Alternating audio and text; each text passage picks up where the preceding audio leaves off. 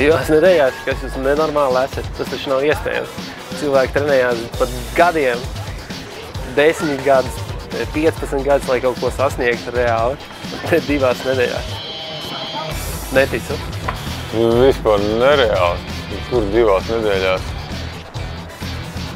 Man pagāja 10 gadi, kad kaut ko jau varēja sākt pārlikt un darīt. Nu, ja tagad brauc 20, vairāk kā 20 gadus, un tad tikai ir īstā vajadzīgā pieredze. Tā kā atgur 2 nedēļas, vispār nereāli. Superkausam 2 nedēļās uztrenēties droši vien nevar. Var vienkārši provēt piedalīties superkausā.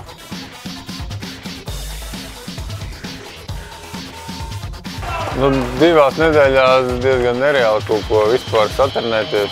Protams, iemācīties braukt un tādu kaut ko jau var.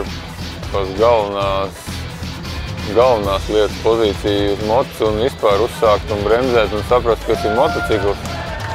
Bet kaut kādu tiešām tramplīnus un ko tur lekt un darīt tādam džekam, kurš nekad to nav darījis, nu, diezgan grūti. Interesanti redzēs, kas tur sanāks. Noteikti reāls izaicinājums būs gan man, gan Laurim.